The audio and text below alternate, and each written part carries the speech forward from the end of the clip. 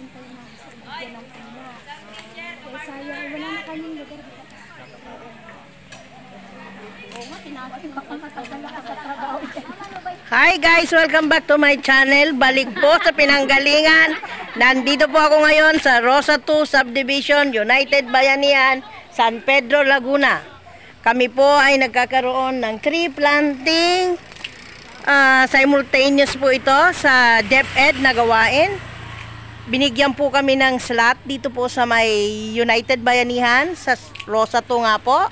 At flex ko lang po ang kanilang magandang garden dito at saka magandang place na rin. Hi po!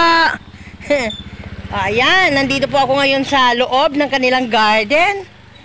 Papasok na po sa kanilang garden. Actually, yan po ang kanilang tanim dito. Lalo na nung mga tinanim po ito ng mga kababaihan dito sa Rosa 2 Subdivision. Ayan, flex ko lang po. Pag gusto nyo pong kumain ng masustansyang gulay, punta lang po kayo dito. Hoy, hi kuya! Ayan si kuya, may manukan dyan. Gusto nyo rin ng manukan, mayroon din po sa kanila. Actually, dito po ako nakatira way back then. Medyo 10 years ata nang nakakalipas. Dyan po ako nakatira noon.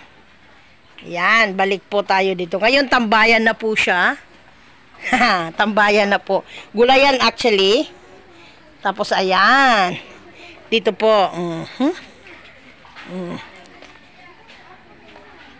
Okay, yan. Shout out po sa mga nanditong guro, teachers. Guro daw at teachers, pareho lang yun in English ko lang.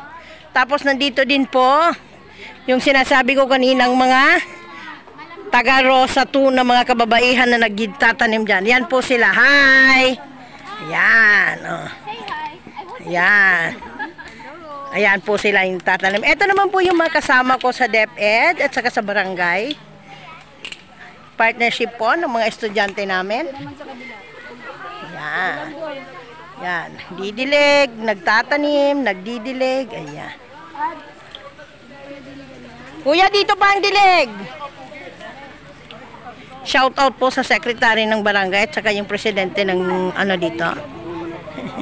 Sama yung kanila. Ay! Gulat ako. Presidente ng Marites.